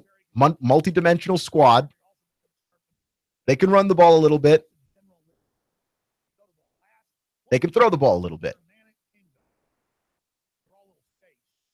Right? And that's the thing. I don't think that Vandy really has a chance in this game. I'm saying there's much more doubt there than you would ever have imagined. Who did Vanderbilt play last week? Vanderbilt played Alabama A&M, beat them 42-0. Right? I mean, this is easily the most productive year that Kyle Shurmur's ever had. And again, it's not like they've played the best opponents. They played Alabama A&M this week, and then they played Middle Tennessee State in week 1. And next week, you know, you go from Alabama A&M to Alabama. That's a big shift. But you've got Ralph Webb running the ball. You've got Kyle Shurmur throwing the ball. And defensively, this is a squad that knows how to throw the clamps on. Now, it's hard to throw the clamps on Alabama. I think with Alabama, I think you need to have a dynamic quarterback if you want to have a chance to win. And I think that this is the big test here for Kyle Shurmur. Is Kyle Shurmur a dynamic quarterback? And also, I mean, you don't even have to be as dynamic a quarterback this year as you had to have been last year to have a chance to beat the Crimson Tide. But big game for Vanderbilt, because they haven't been the number one SEC game of the week ever. Right? They've played on the SEC on CBS, but they were never the number one game of the week, right? In 97, they played Tennessee. In 99, they played Florida. In 99, they played Tennessee. In 2001, they played Tennessee. In 2013, they played Georgia. And in 2015, they played Georgia. But they were never the unquestioned number one game of the week. And now they're playing Alabama. It's a very big stage for them. And that's official as of today, right? They play Kansas State next week. But the week after, they play Alabama, and that's a very, very big stage for them. And I like the matchup. Like, it's actually, it might be a vaguely interesting matchup. Now, I fully expect Vanderbilt to go ahead and just walk through Kansas State as well, because Kansas State is in a full-on rebuild, and they're not rebuilding from, halfway bad. They're rebuilding from ground zero, essentially. So they're in a very full-on rebuild in the way that they're trying to turn their program around. And boy, they don't ever throw the ball at Kansas State. Like, they're mostly a power running type school, and they run various forms of the option. They're like Georgia Tech, but worse. And so they need to completely restock with talent and maybe even add some extra schemes as well, because they're not great. So, you're Vanderbilt, you get a nice 3-0 start if you beat Kansas State the way you're supposed to. And then you move on to Alabama with an opportunity, I think, to really give us some kind of an upset, right? And I don't believe it to be out of the realm of possibility in the way that when most teams play Alabama, you're just like, I'm not sure about this. Right? Like, most teams play Alabama, and you're just like, yeah, I don't think that school can beat them. And Alabama's playing Colorado State. I mean, outside of Florida State, Alabama is trying to take it easy, I think, to start. They play Colorado State. And then they play Vanderbilt before they head into the meat of their schedule. But that game's more interesting than I think anyone would give it credit for. It really is. I like Derek Mason's squad. Clutch with Keon Rose on AM 1240 and 92.7 FM. We're going to get back into our main idea today that the NFL running back position is not dead. And if the NFL running back position is in fact not dead, then that means the college running back position is also not dead. Next.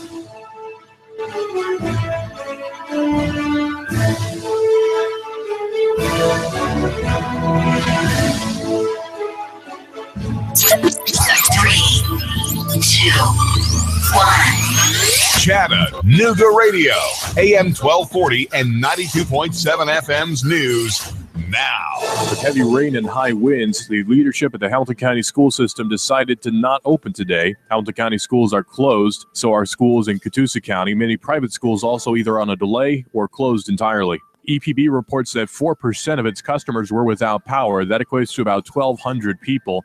They managed to keep 96% of their customers on with the smart grid and extra linemen they hired from out of state, keeping the system up and running. A tree falling on the W road caused extra problems for linemen. That's since been cleared, and they got the job done. A routine traffic stop that started because of a no-tag violation ended with a man dead and a trooper on administrative leave. Neighbors reported hearing sirens and gunshots. The sheriff's office is handling the investigation at the request of DA Neil Pinkston. Russell Stroud, Nooga Radio News Talk 92.7 now. In-depth traffic, news, and information. Mornings on Nooga Radio, AM 1240 and 92.7 FM. Broadcasting live to over 1 million souls in Chattanooga, the Tennessee Valley, and beyond on frequency modulation 92.7. Sean Hannity, 25,000 watts on digital FM 95.3 HD4. CBS Radio News, pulsing the earth with amplitude modulation on 1240. NASCAR, Bloomberg Markets, David Tulis, streaming strong at NoogaRadio.com. Live on YouTube and Facebook. Nooga Radio, News Talk 92.7. Chattanooga Radio.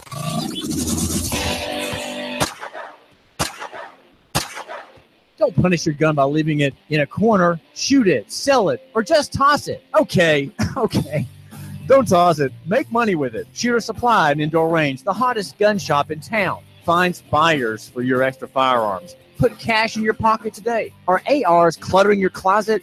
Rugers resting and rusting in your rec room? Shooters Supply and Indoor Range in Hickson will take your firearm and put it on consignment. To you, that means no money out of your pocket with a small fee when the gun sells. Larry at Shooters has got an online store. He's licensed to ship anywhere. It's as if Shooter Supply were giving your billfold cover fire. Get the biggest number of bucks from the smallest Derringer to the longest Barrett. Maximum price, shortest time. What a great deal. Shooters-range.com. Shooters-range.com. That's shooters-range.com. Check with Larry.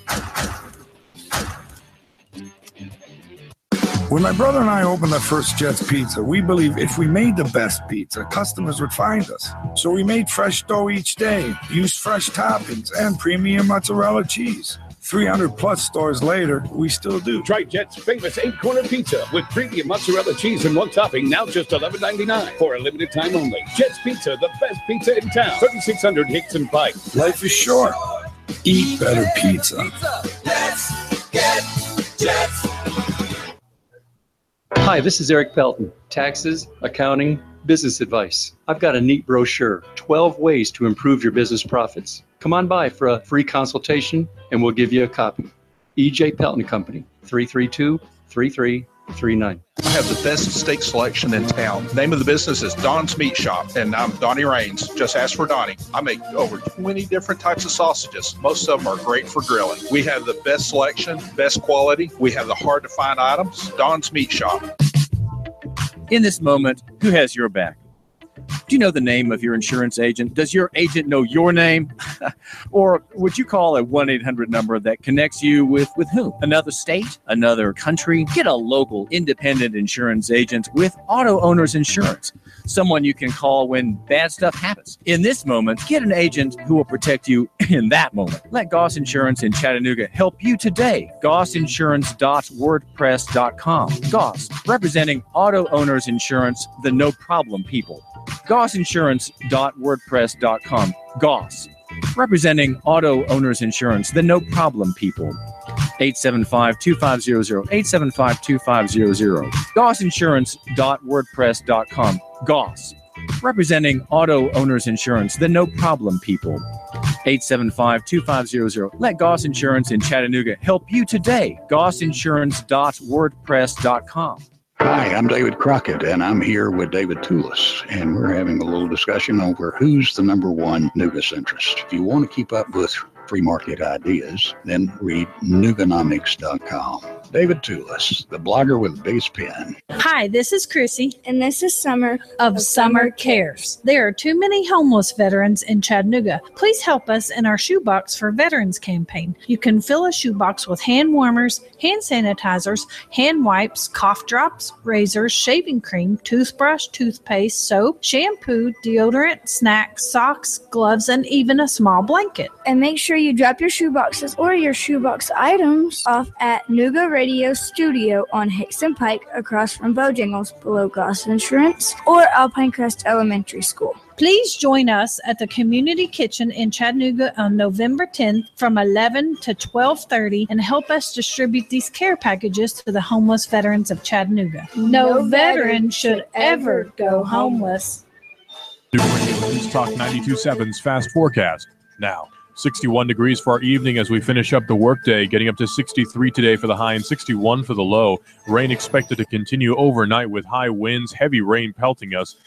Tuesday, 65 for the high and 60 for the low. Then Wednesday, 70 for the high, 61 for the low. Rain really not letting up until Thursday with high winds coming in from Irma. That's your Fast Forecast now. The Tennessee Valley's news, talk, and sports leader. Nooga Radio, AM 1240 and 92.7 FM. Nooga Radio, AM 1240 and 92.7 FM knows your opinion is important. So call 800-8949. Agree or disagree. Call 423-800-8949. 800-8949. Nooga Radio, AM 1240, 92.7 FM, and 95.3 HD4. News, talk, sports. Nooga Radio.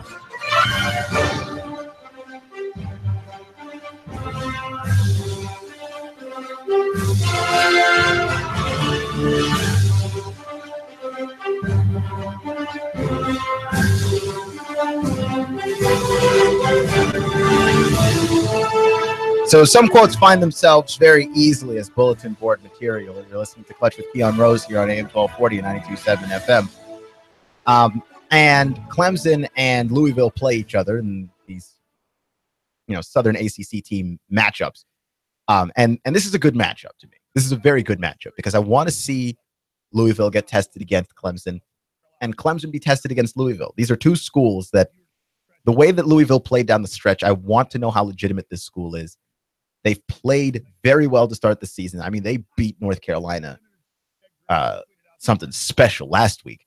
And I can't imagine that Clemson is going to necessarily be beaten as badly. Clemson's defense is much better than North Carolina's. And Clemson hasn't necessarily gone up against offensive juggernauts either. And so to me, that's very important because Kelly Bryant is still trying to establish himself, I think, as the quarterback, right? And that's tough. When you're filling the shoes of a Deshaun Watson, establishing yourself as the quarterback, that's a tough ask, right? But Louisville beat up on North Carolina. They beat up on Purdue offensively, right? Like their defense leaves a lot to be desired. They're not necessarily a great defensive unit either. So far as Clemson goes, Clemson gets to play against a school that is considered a top school without playing against the defense that's necessarily a particularly great defense.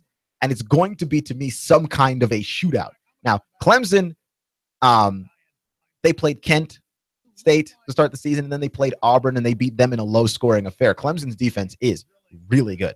And I don't, it's just either going to be a shootout or maybe Clemson just kind of runs away with it because Louisville's defense is not going to stop Clemson, I think, in the same way, right? Kelly Bryant's a tough cover. But what got me interested in the bulletin board material aspect of this game is that a Clemson defensive end said something along the lines of playing Lamar Jackson, that they're not necessarily afraid of Lamar Jackson's speed because they face something very similar in Kelly Bryant on a regular basis, right? The quote is, Lamar is a special talent. He's got a different gear. He's strong, he's fast, so it's going to present us a great challenge. But I believe that we face that same thing in Kelly Bryant every day in practice, Austin Bryant said. It should be just like putting practice on a game day atmosphere. Now, here's the thing. I don't think that he's talking trash, right? I don't think that Austin Bryant is here to try to put down Lamar Jackson. From the sound of it, he seems very complimentary of Jackson, in fact. He's just complimenting his own quarterback. The issue with this is, and Kelly Bryant has been good so far this season, but the issue with that is this. There is nobody that plays the game like Lamar Jackson, right? Now, you could probably make the case, we don't know how Lamar Jackson's going to be at the next level. He's not at the next level yet. He's still in college. And that man is a whirlwind. When I watch Lamar Jackson play, how you game plan for that is anybody's guess, because you can try and contain him. But outside of his receivers not catching passes that he throws to them that hit them directly in their hands, which we saw down the stretch of last season, like when Lamar Jackson was asked to do everything himself, then and only then did he look human. When he had his whole team playing well and receivers were catching passes, that guy's not possible to simply slow down.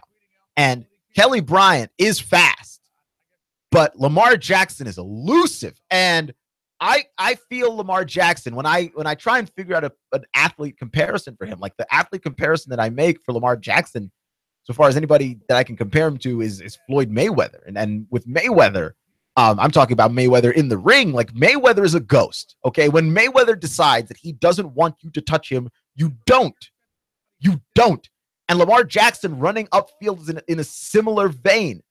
When he hits his highest gear, it's not just open field speed. And there's a difference there, because we've had this thing where we saw it happen with Robert Griffin III, where he's not a very good football runner. He's impossibly fast, but he's not a great football runner. Lamar Jackson is a great football runner. The guy understands the angles of the other players and knows how to avoid them and knows how to make people miss. And he will make you look silly if you try and tackle him in the open field. I mean, just absolutely absurd. And there's nothing you can really do about it. Like, you give your best effort when you try and go against a guy like that. But what else can you do? He's damn near impossible to tackle. Like, seriously, what else is a team to do?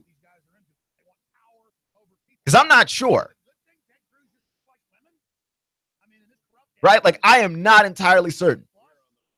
So for Austin Bryant to say that, I think just shows that he's underestimating Lamar Jackson. And looked it up. Austin Bryant did not play last year when Clemson played Louisville, so he didn't get to experience the speed of Lamar Jackson firsthand. That guy's a different guy. Kelly Bryant's fast, right? Watch the highlight of a Kelly Bryant 59-yard touchdown against Alabama, where he ran through their entire defense. But he ran in a straight line, and nobody caught him, which is a testament to Kelly Bryant's speed. But also, that's not the same thing as what Lamar Jackson does. What Lamar Jackson does is run through people when he's at a clear disadvantage. He's got to, okay, this is not a fake handoff that has people off guard. He has you at a disadvantage every time he's holding the ball. And to me, that level of danger, there isn't anybody in college football that presents that level of danger right now. I could be wrong about that, but at this moment, from what I've seen so far this season, and I've seen a lot of great quarterback play this season. I think Jalen Hurts has looked really good to start the season. Drew Lock, Kyle Shermer, Shea Patterson's got a lot to say about how good he's been playing. I don't think anybody presents the level of danger, not Darnold, not Rosen, none of them, that Lamar Jackson presents. There's a certain level of blinding danger that he presents that I don't know that there's a way to contain that when he is playing his best football.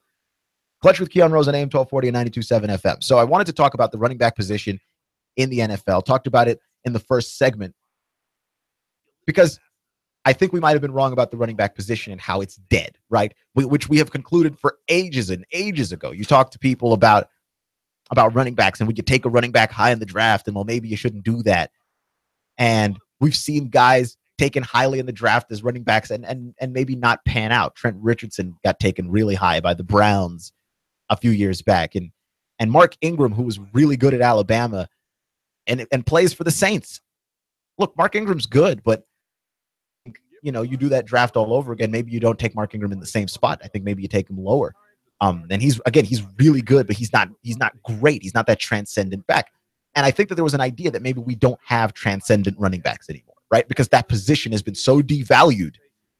The lifespan of it is so short that nobody's going to really play that position with the levels that Adrian Peterson was playing it in his prime, right? For instance, that you get a guy that just runs, right? He doesn't really catch the football. He's not great in open space. He just runs. Very hard to find a guy in the modern NFL who can do that. And Adrian Peterson's not even the guy at this age and this stage in his career that can do that anymore either.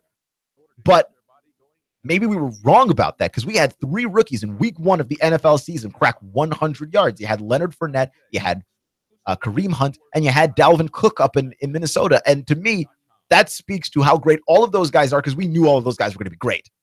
Like that's not a shock that all those guys are great. I think what is a shock is the impact that they had on their games, their team's games almost immediately, right? And while guys that are multi-purpose backs, like Christian McCaffrey, who I believe a lot in, I think is really good and is going to be great for the Panthers. I think he's going to be good, but like this past week, I mean, Christian McCaffrey looked like a rookie, which is fine. He is a rookie. But Leonard Fournette did not. Dalvin Cook did not. Kareem Hunt did not.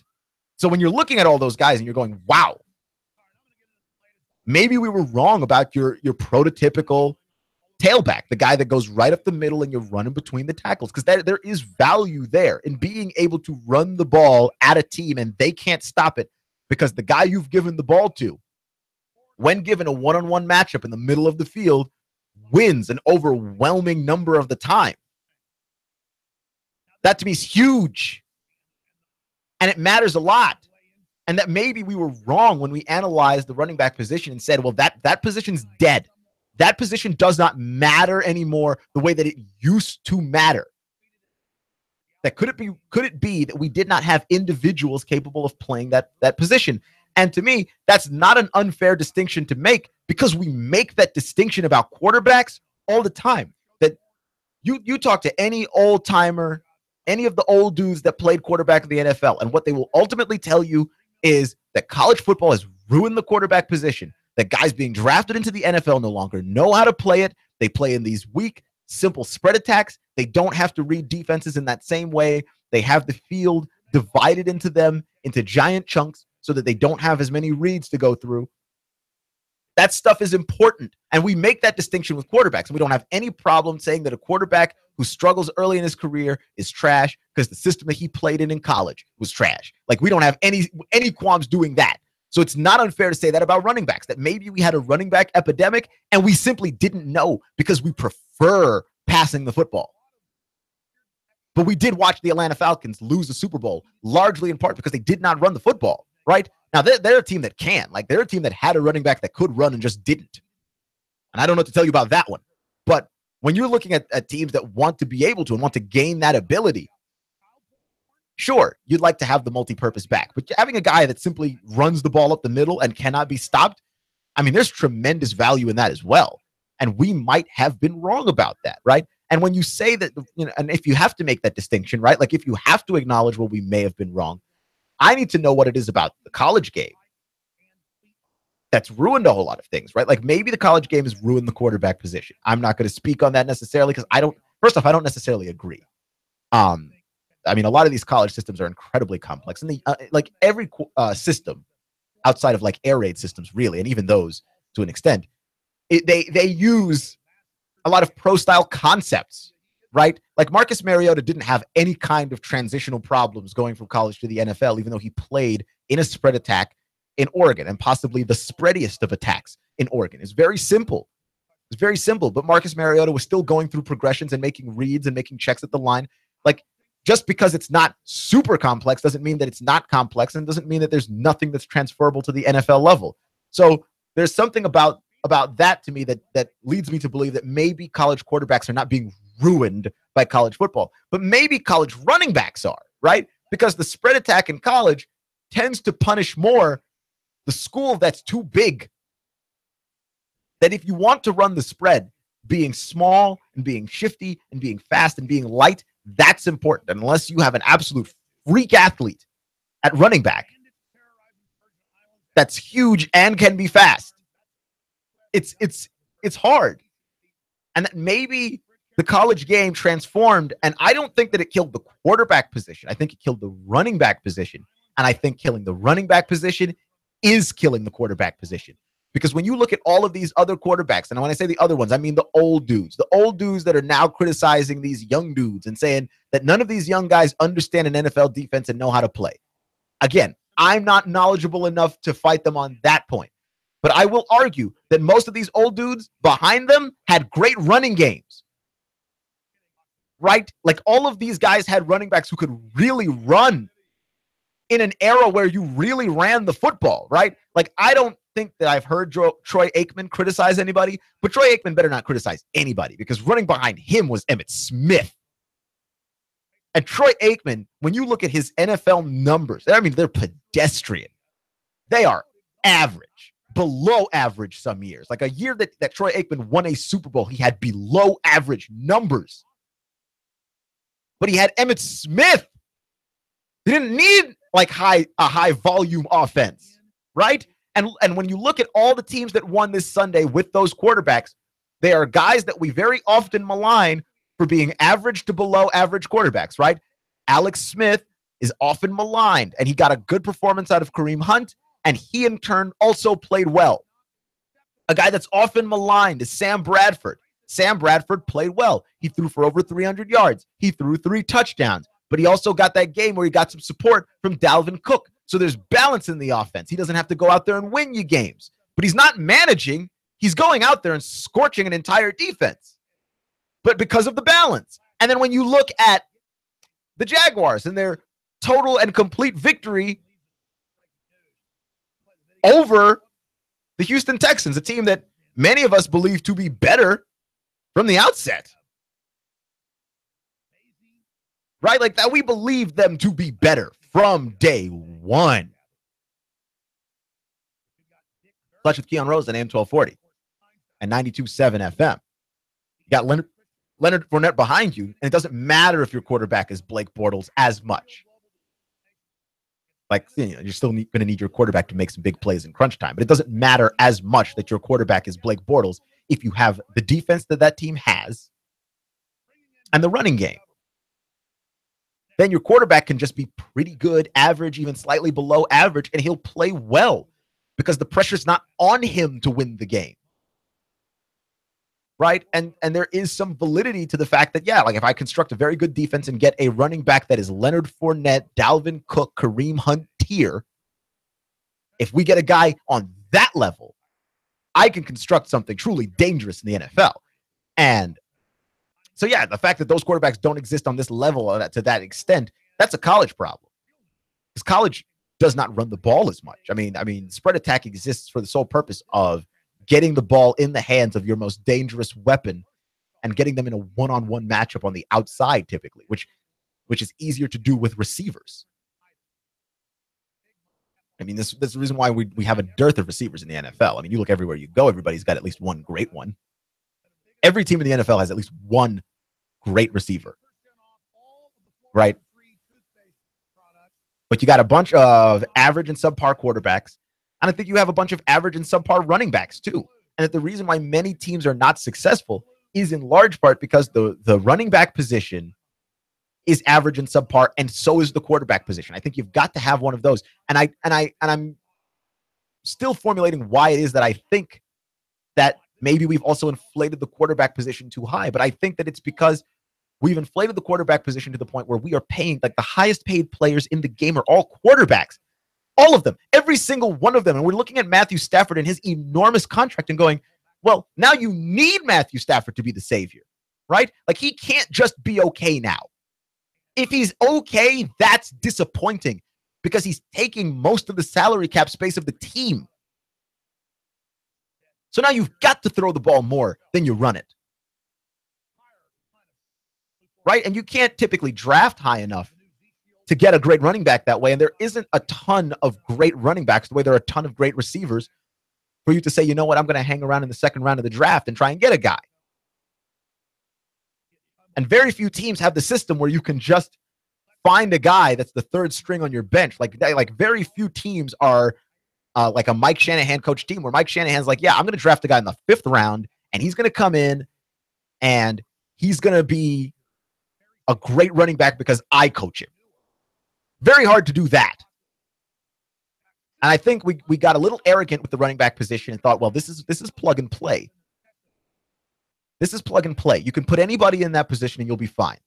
And you won't be fine because now you don't have any balance in your game. And now you're going to rely on your quarterback to make a bunch of passes. And the defense knows he's passing the ball and he knows he's passing the ball and everybody knows he's passing the ball. And unless he's Aaron Rodgers level of elite or Tom Brady level of elite or Peyton Manning level of elite or Ben Roethlisberger level of elite, you just don't have a guy. Like, what? Why is it that Dak Prescott was so successful last year?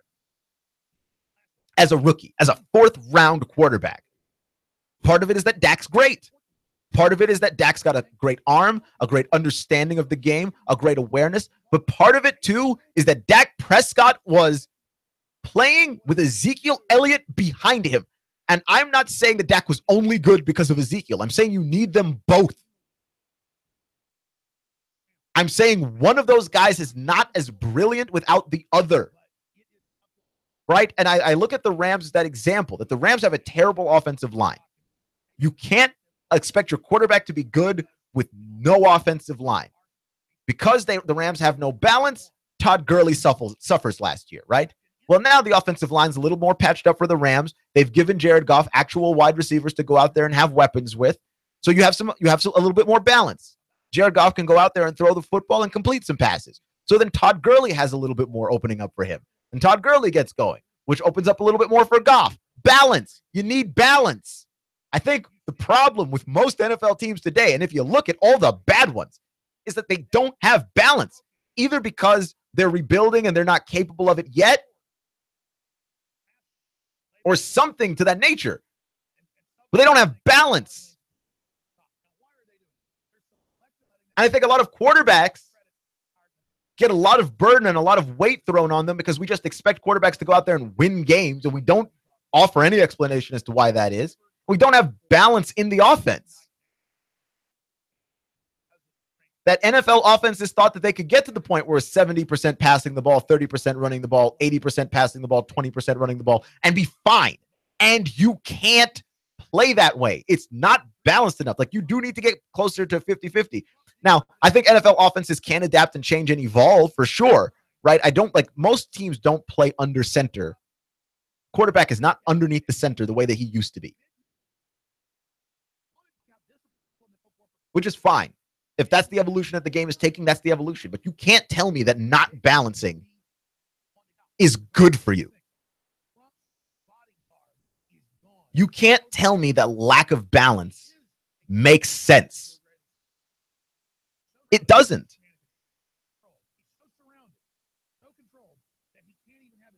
You can't tell me that lack of balance is a functional thing that you can do. Like try not balancing your life, right? Like, what happens in your life? You've got a family, you've got a job, you've got time that you need to spend for yourself, you've got recreational time, and all three of those things need to be balanced, right? You need to take time for yourself, for your own mental health, or else your family and your job will drive you nuts. But you can't take all the time for yourself because you do need to work so you can make money, so you can support A, yourself, and B, your family.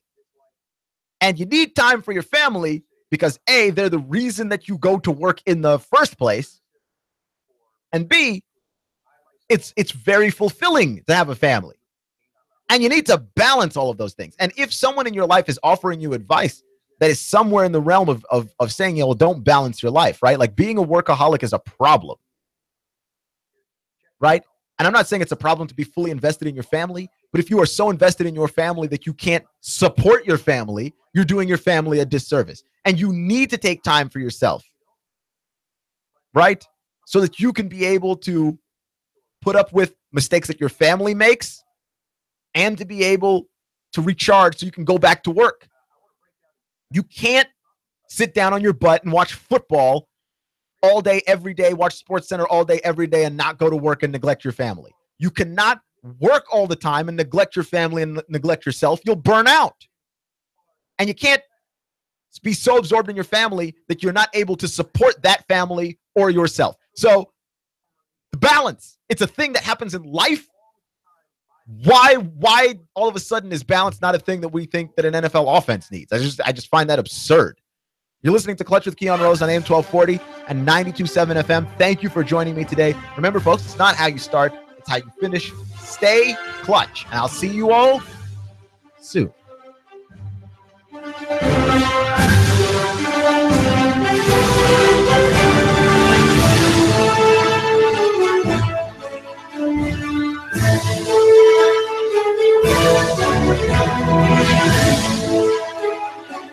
In-depth traffic, news, and information. Mornings on Nooga Radio, AM 1240 and 92.7 FM. You've been in a wreck. 756-6400. You've been wrongfully fired. 756-6400. A turkey is suing you out of the blue. 756-6400.